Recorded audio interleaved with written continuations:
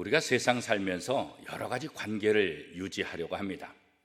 그 관계를 유지하려고 하는 또 좋은 방법 중에 하나가 뭐냐면 서로에게 선물을 주는 거죠. 물론 여기서 말하는 선물은 뇌물하고는 전혀 다른 것입니다. 좋은 관계 속에서 내가 사랑하는 사람, 내가 좋아하는 사람에게 자그마한 정성이 담긴 선물을 통해서 서로의 마음을 전하고 또 기쁨을 나눈 거죠. 자, 여러분은 여러분이 좋아하고 사랑하는 사람에게 어떤 선물을 해주고 싶으신가요? 물론 마음이 담긴 것, 또 뭐 비싼 것도 해주고 싶은 마음이 있겠죠. 너무 좋으니까. 마찬가지입니다.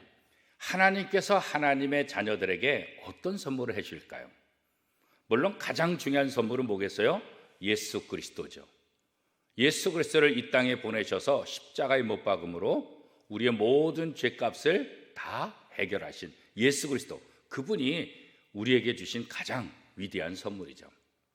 또 하나의 선물을 이야기하라고 한다면 저는 성경이다, 이렇게 이야기하고 싶습니다. 이 성경은 신앙생활하는 우리들에게 가장 중요한 근거가 되는 거죠.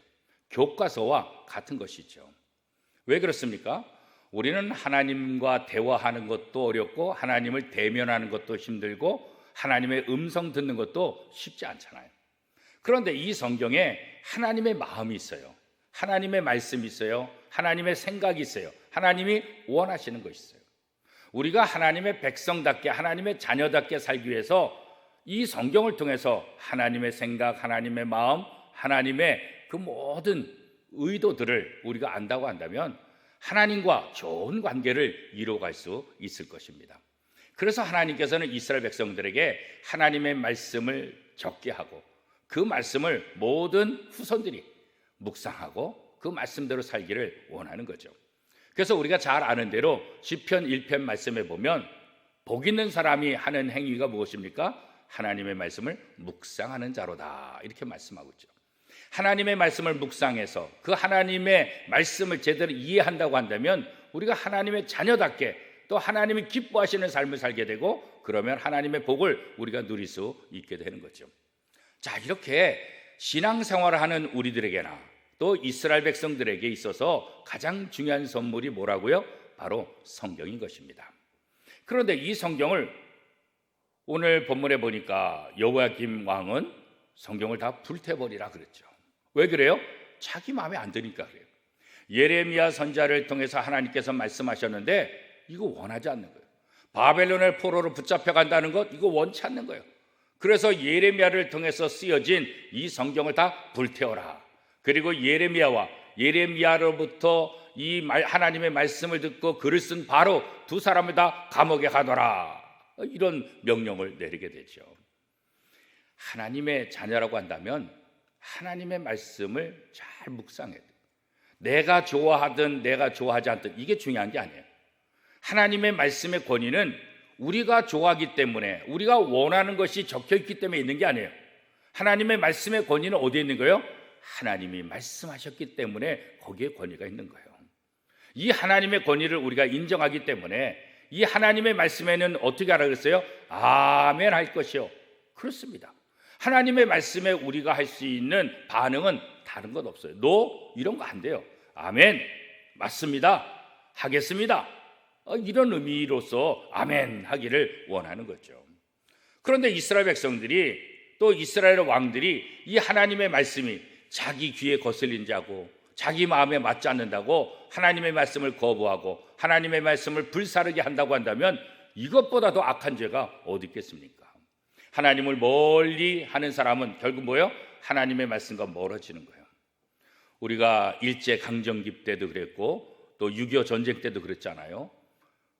일제강점기에 일본 사람들이 어때요? 하나님의 말씀을 거부하죠.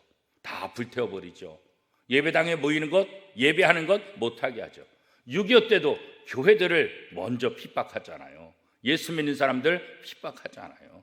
하나님의 말씀 불태워버리잖아요. 예전에도 보면 종종 시집간 며느리가 신앙생활 하는데 시댁이 예수를 믿지 않으니까 어떤 일이 벌어집니까?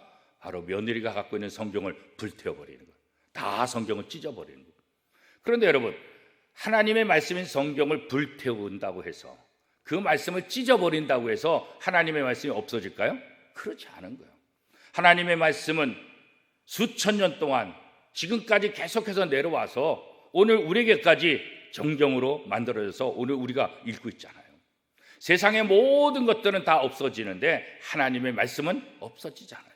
하나님의 말씀은 1.1에게라도 변하지 않고 영원토록 존재하는 거예요. 그래서 우리가 이 하나님의 말씀을 그렇게 소중히 여기는 거예요.